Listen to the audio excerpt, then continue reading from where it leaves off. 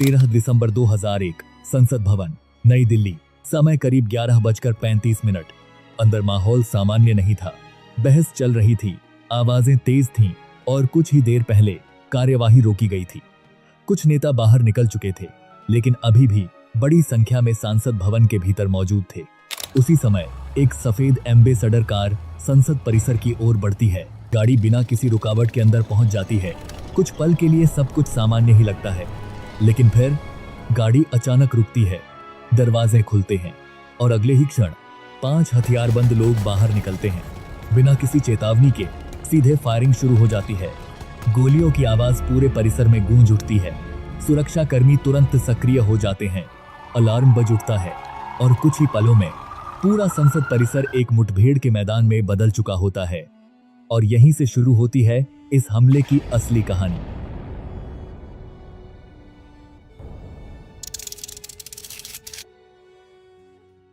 और इस कहानी को समझने के लिए हमें 2 साल पीछे जाना होगा। 24 दिसंबर 1999, नेपाल का काठमांडू। एक विमान उड़ान भरता है दिल्ली के लिए। अंदर बैठे लोग बिल्कुल सामान्य सफर की उम्मीद कर रहे थे।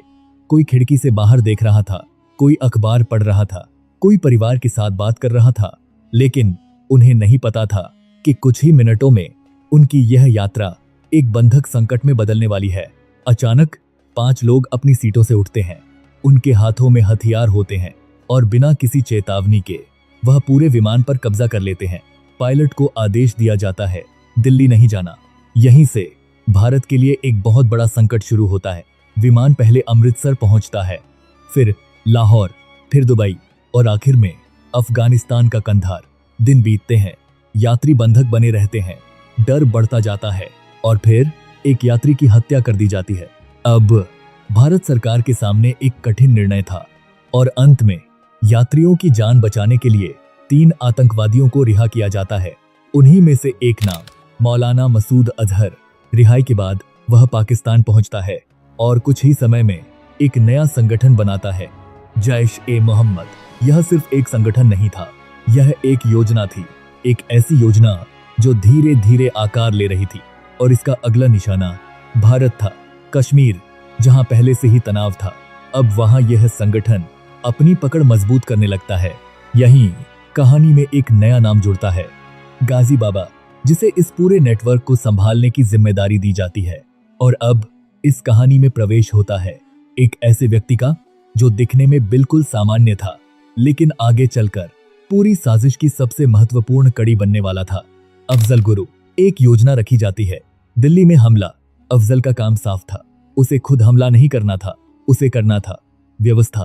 लोगों को दिल्ली लाना, रहने की जगह देना, संसाधन जुटाना और बदले में उसे पैसे और सुरक्षित भविष्य का वादा किया जाता है।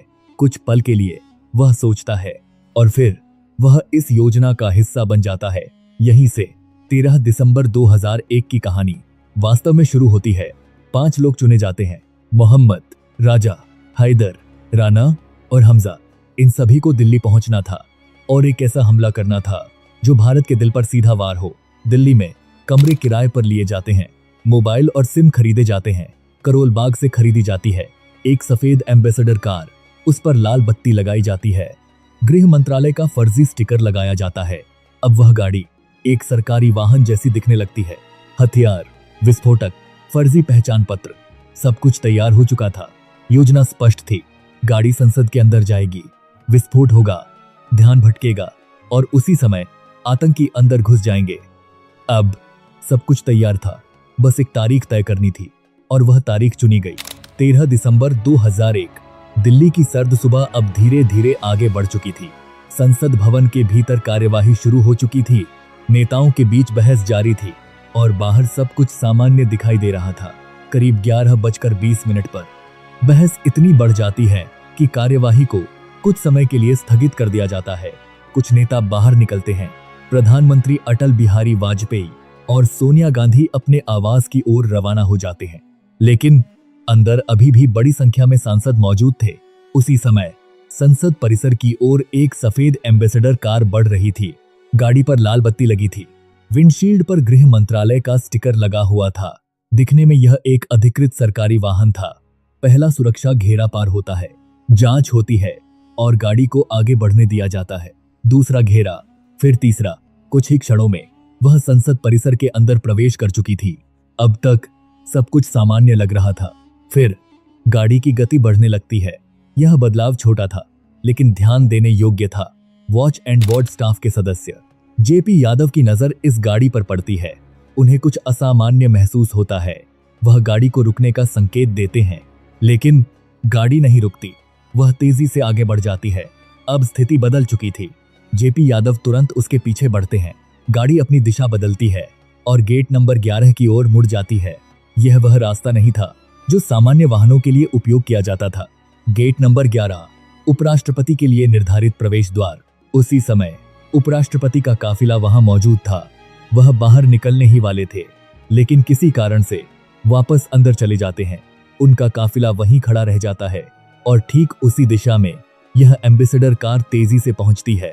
गाड़ी अचानक रुकती है, फिर जल्दबाजी में पीछे हटती है और उसी दौरान काफिले की एक गाड़ी से टकरा जाती है। यह एक मामूली टक्कर थी लेकिन इसका प्रभाव बड़ा था। गाड़ी में मौजूद विस्फोटक का एक महत्वपूर्ण हिस्सा प्रभावित हो जाता है। अब वह योजना जिसमें पहले विस्फोट से ध्यान भटकाना था कमजोर पड़ चुकी थी। लेकिन उसी क्षण बाकी दरवाजे खुलते हैं और अचानक अंधाधुंध फायरिंग शुरू हो जाती है। पहली गोली पास में काम कर रहे माली देशराज को लगती है। कुछ ही क्षणों में वह गिर जाते हैं। दिल्ली पुलिस के एएसआई जीतराम भी इस हमले में घायल होकर गिर पड़ते हैं। अब स्थिति पूरी तरह बदल चुकी थी। जेपी यादव जो पीछे से आ रहे थे तुरंत खतरे का अलार्म सक्रिय करते हैं। पूरा संसद परिसर सतर्क हो जाता है। सभी गेट बंद कर दिए जाते हैं, खिड़कियां सील कर दी जाती हैं। अंदर मौजूद सांसदों को सुरक्षित स्थानों पर ले जाया जाता है लेकिन बाहर मुठभेड़ शुरू हो चुकी थी। आतंकी अब अलग अलग दिशाओं में फैल चुके थे। उनके हाथों में स्वचालित हथियार थे और वे लगातार फायरिंग कर रहे थे। जेपी यादव उनका सामना करते हैं लेकिन कुछ ही क्षणों में वह भी शहीद हो जाते हैं। अब पूरी सुरक्षा व्यवस्था सक्रिय थी। जवाबी फायरिंग शुरू हो चुकी थी। आतंकी आगे बढ़ने की कोशिश करते हैं लेकिन हर दिशा में उन्हें प्रतिरोध मिल रहा था। इसी बीच संसद भवन के अंदर स्थिति तनावपूर्ण हो चुकी थी। नेताओं को जानकारी मिल चुकी थी कि हमला हो चुका है। कुछ लोग अपनी सीटों के नीचे छिप जाते हैं, कुछ को सुरक्षित कमरों में ले जाया जाता है। प्रमोद महाजन तेजी से आगे बढ़ते हैं। वह लाल कृष्ण आडवाणी को साथ लेकर अपने कमरे में जाते हैं। कमरे के भीतर सीसीटीवी स्क्रीन लगी हुई थी। दोनों वहीं खड़े होकर बाहर हो रही घटनाओं को देख रहे थे। हर गोली, हर हलचल, स्थिति की गंभीरता अब पूरी तरह स्पष्ट थी। उसी समय सीआरपीएफ की कांस्टेबल कमलेश कुमारी इस पूरी गतिविधि को देख चुकी थीं। उनके पास हथियार नहीं था लेकिन उनके पास वायरलेस सेट था। वह लगातार जानकारी दे रही थीं।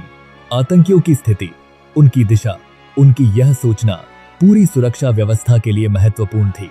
लेकिन एक आतंकी की नजर उन पर पड़ती है। वह निशाना साधता है और गोली चलाता है। कमलेश कुमारी घायल हो जाती हैं। उनका वायरलेस सेट नीचे गिर जाता है। कुछ क्षणों के लिए स्थिति स्थिर हो जाती है लेकिन वह फिर झुकती हैं, वायरलेस उठाती हैं और जानकारी देना जारी रखती हैं। यह उनका कर्तव्य था और वह उसे अंत तक निभाती हैं। कुछ ही क्षणों बाद लगातार गोलियों की बौछार में वह शहीद हो जाती हैं लेकिन तब तक जो जानकारी जरूरी थी वह पहुंच चुकी थी। अब आतंकी आगे बढ़ने की कोशिश कर रहे थे लेकिन हर रास्ता बंद हो चुका था। उनकी योजना अब टूट चुकी थी। अब यह सिर्फ एक मुठभेड़ थी और अगले कुछ मिनटों में इस मुठभेड़ का परिणाम तय होने वाला था। संसद परिसर अब पूरी तरह बदल चुका था। जहां कुछ देर पहले बहस हो रही थी वहां अब गोलियों की गूंज थी। धुआं फैल चुका था, सायरन बज रहे थे और हर सेकंड निर्णायक होता जा रहा था। आतंकी अब समझ चुके थे उनकी योजना विफल हो चुकी है। न वह विस्फोट हुआ जिससे अफरा तफरी फैलती, न वे संसद के अंदर पहुंच पाए। अब उनके पास केवल एक विकल्प था, लड़ते हुए आगे बढ़ना।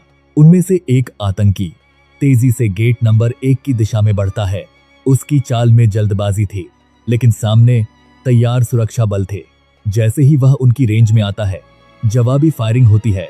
कुछ ही क्षणों में वह जमीन पर गिर जाता है। गिरते हुए वह अपने शरीर पर बंधे विस्फोटक को सक्रिय करता है। एक तेज धमाका, धुआं उठता है, आवाज गूंजती है लेकिन गेट बंद थे। अंदर मौजूद लोगों तक यह खतरा नहीं पहुंच पाता। अब बाकी आतंकी दिशा बदलते हैं। वे गेट नंबर 11 और 10 के बीच की दीवार पार करते हैं।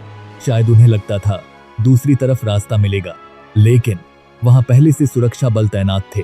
कांस्टेबल संतोष कुमार अपनी स्थिति लेते हैं, निशाना साधते हैं और सटीक फायर करते हैं। पहला आतंकी गिरता है, फिर दूसरा, तीसरा भागने की कोशिश करता है, लेकिन वह भी ज्यादा दूर नहीं जा पाता। अब सिर्फ 2 आतंकी बचे थे। उनमें से भागते हुए लगातार ग्रेनेड फेंक रहा था। हर धमाके के साथ धुआं और तनाव बढ़ रहा था, लेकिन अब हर दिशा से सुरक्षा बल उसे रोक रहे थे। उसका लक्ष्य था गेट नंबर 5, लेकिन वह वहां तक नहीं पहुंच पाया। जैसे ही वह आगे बढ़ता है, सटीक निशाना लगाया जाता है और वह भी गिर जाता है। अब केवल एक आतंकी बचा था, चारों तरफ से घिरा हुआ। वह समझ चुका था अब कोई रास्ता नहीं है। कुछ क्षणों तक वह इधर उधर देखता है, फिर अचानक खुद को विस्फोट से उड़ा देता है। एक आखिरी धमाका और उसके बाद धीरे धीरे गोलियों की आवाज बंद हो जाती है। समय करीब दोपहर 12:10। करीब 40 मिनट तक चला यह हमला अब समाप्त हो चुका था। संसद भवन सुरक्षित था। अंदर मौजूद 200 से अधिक सांसद सभी सुरक्षित थे, लेकिन इस सुरक्षा की कीमत बहुत बड़ी थी। दिल्ली पुलिस, सीआरपीएफ, संसद सुरक्षा के जवान, कई लोगों ने अपने कर्तव्य निभाते हुए अपनी जान गंवा दी। कुल 9 लोग शहीद हुए, कई घायल हुए और 5 आतंकी वहीं मारे गए। एक बड़ा संकट टल चुका था, लेकिन अब एक नया चरण शुरू हुआ। जांच। घटनास्थल से सबूत जुटाए जाते हैं, गाड़ी की जांच होती है, मोबाइल फोन और दस्तावेज देखे जाते हैं। शुरुआत में कोई स्पष्ट दिशा नहीं मिलती, लेकिन एक छोटी सी गलती पूरी साजिश को सामने ले आती है। फर्जी पहचान पत्रों में एक ही मोबाइल नंबर लिखा हुआ था। यहीं से पूरी जांच आगे बढ़ती है। फोन रिकॉर्ड निकाले जाते हैं, कॉल डिटेल्स देखी जाती हैं। धीरे धीरे एक नेटवर्क सामने आने लगता है। इसी दौरान एक और महत्वपूर्ण सुराग मिलता है। दिल्ली का एक व्यक्ति जिसने कुछ दिन पहले एक सफेद एम्बेसडर कार बेची थी, वह गाड़ी को पहचान लेता है। वह तुरंत पुलिस के पास जाता है और पूरी जानकारी देता है। अब जांच तेज हो जाती है, फोन नंबरों को ट्रैक किया जाता है और फिर एक कॉल इंटरसेप्ट होती है। दूसरी तरफ से आवाज आती है, यह क्या किया? और जवाब आता है, यह जरूरी था। बस यहीं से पूरी कहानी खुलने लगती है। अफजल गुरु, शौकत हुसैन, अफसान और गिलानी, इन सभी को गिरफ्तार किया जाता है। पूरे देश में आक्रोश था, लोग जवाब चाहते थे। मामला अदालत तक पहुंचता है, लंबी सुनवाई होती है, सबूत रखे जाते हैं, गवाह पेश किए जाते हैं और अंत में अफजल गुरु को इस हमले का दोषी ठहराया जाता है। उसे फांसी की सजा सुनाई जाती है। लेकिन यह कहानी यहीं समाप्त नहीं होती। 13 दिसंबर 2001 के बाद भारत ने अपनी सुरक्षा व्यवस्था को पूरी तरह बदल दिया। संसद की सुरक्षा और मजबूत की गई, नियम सख्त किए गए, तकनीकी निगरानी बढ़ाई गई। लेकिन सबसे बड़ा बदलाव सोच में आया। भारत अब पहले जैसा नहीं था। हमले के कुछ ही समय बाद देश की सीमाओं पर सेना तैनात की जाती है, लाखों सैनिक, भारी हथियार। स्थिति युद्ध जैसी हो जाती है। दुनिया देख रही थी, क्या यह टकराव युद्ध में बदलेगा? लेकिन स्थिति धीरे धीरे नियंत्रण में आती है, तनाव खत्म होता है। लेकिन उस दिन की याद आज भी जिंदा है। 13 दिसंबर 2001। अगर उस दिन वो एक तार नहीं टूटता तो शायद आज यह कहानी इतनी शांति से नहीं सुनाई जा रही होती, क्योंकि उस दिन सिर्फ गोलियां नहीं चली थीं। उस दिन भारत का लोकतंत्र मौत के सामने खड़ा था। 40 मिनट, बस इतने समय के लिए देश का भविष्य एक बहुत पतली सी लाइन पर टिका हुआ था और उस लाइन के एक तरफ थे 5 हथियारों से लैस आतंकी और दूसरी तरफ कुछ ऐसे जवान जिन्होंने पीछे हटना नहीं चुना। कमलेश कुमारी, जेपी यादव और वो सभी लोग जिन्होंने उस दिन अपनी जान देकर इस देश को बचा लिया। अगर वो उस दिन बस एक कदम पीछे हट जाते तो शायद आज इतिहास कुछ और होता। लेकिन उन्होंने पीछे हटना नहीं चुना और शायद यही वजह है कि आज भी हमारी संसद सिर्फ एक इमारत नहीं है, वह एक याद है, एक चेतावनी है और एक वादा है। वादा कि इस देश की सुरक्षा कभी समझौते में नहीं दी जाएगी। अगर आपको यह कहानी पसंद आई हो तो इस वीडियो को लाइक जरूर कीजिए और ऐसे ही सच्ची और गहरी कहानियों के लिए चैनल को सब्सक्राइब करना मत भूलिए। हम मिलेंगे अगली कहानी में। जय हिंद।